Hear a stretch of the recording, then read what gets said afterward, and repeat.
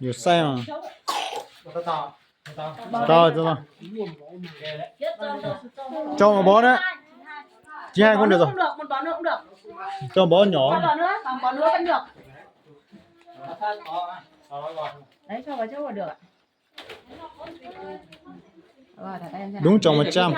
100 cho. 100 tròn.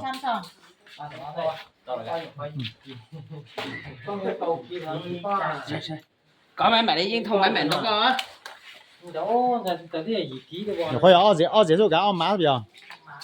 thấy má lại được Hả? Cho xin này, ta cho xin này. Ô, ta tạm bao cuối rồi.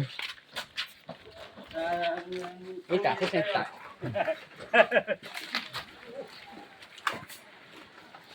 Của tao à? Có món thọ kéo lúc ông sư thọ à, nè, kéo ông sư kéo tất cả nó bùa la ông sư kéo. Có cho hậu bao lâu?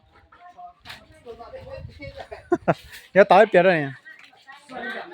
không có tàu mà lo cứ rồi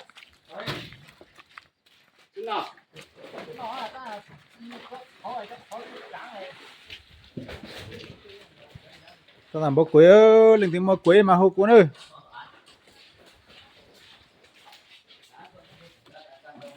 rồi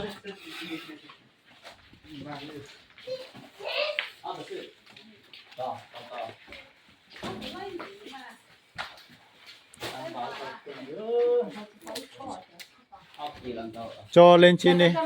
Cho lên trên đi. Cho hai bó trên nữa, cho một bó bên này nữa. Thế là thôi. Nếu không thì cho một bó ở dưới nữa.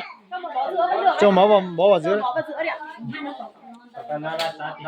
Cho bó lên chốc. Cho vào đúng dưới luôn đấy. Rồi, thả từ từ tay ra được. 90 Ô, từ dưới cái này. được chưa ạ? Thả tay em ra nào. 94 94 nhá. Rồi, ok. 94.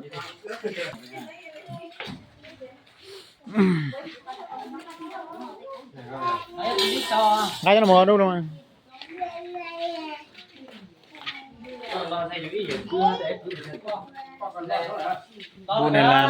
Vụ này là hao quá. Này là hao nhá.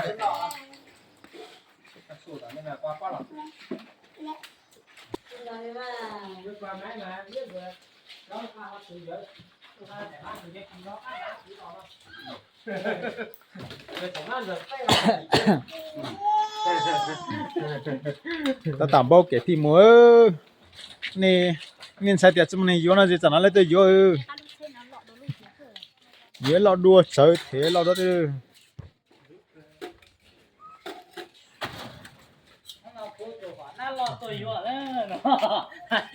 rồi nay à này tôi liên lẩu tôi vô đúng không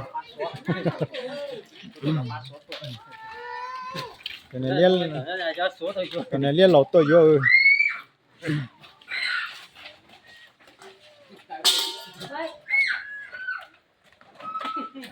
sau đó 92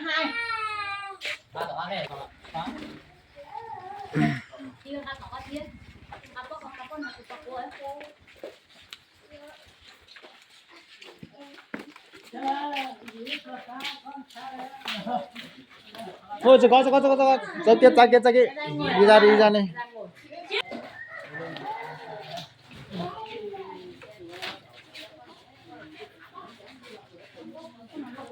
cho ra mình kia một tí xong rồi cho 4 bó ở dưới đi nếu mà chảy mà cho đấy đi mà cho đấy đi quả plop tấy to cao mà giá tỏng đi mà xin giá tỏng đi ở đấy plop tấy to cao giá tỏng đi giá giá tỏng đi xong có nước cân này giá tỏng có là nó có quả này nhìn tránh rồi đấy tấy tỏ ít tấy tỏ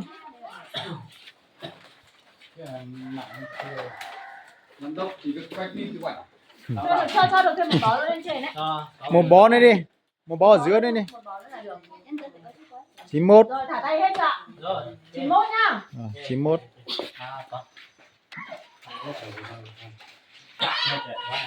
Cho nó thành còn bãi tạ thôi, nhưng mà căng.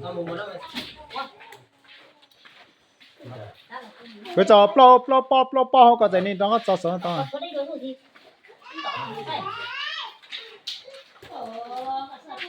to có to có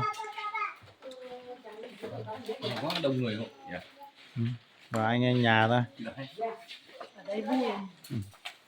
xong thế là ổn Hết quý ở đấy nhỉ? À, bây giờ vẫn ra gì đấy? vẫn ra mà Cái đồi to to nọ anh em bán đi. chưa Rồi. 93 nhưng mà ông có bán rồi Đấy hôm đấy em đi lượn vòng đấy em đi thì đưa lên xác định rồi, 300 rồi. cây đẹp thật nhưng mà kiểu mới tuổi là cành nhiều quá Nếu như ở dưới nhà em là 500 là mua được. nhưng mà ở tại đây không phải nói rồi Nó là cái gỗ nữa.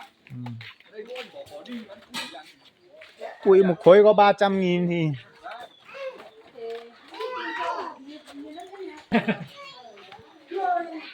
một má có hết đâu chắc không hết được phải 2 má nữa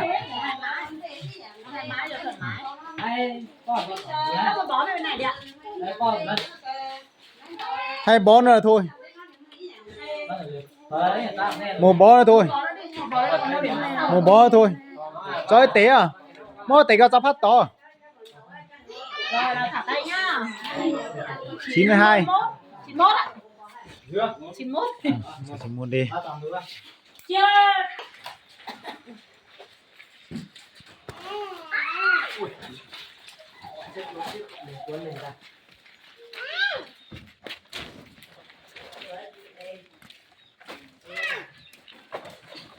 cái dần chợ á cái kia đang là dần chợ á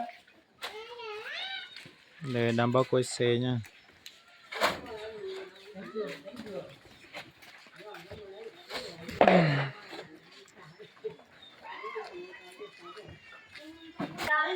năm tám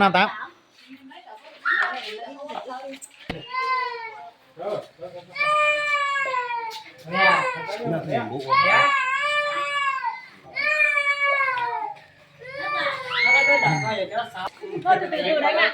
từ từ đập má đầu tiên là 1 hay 2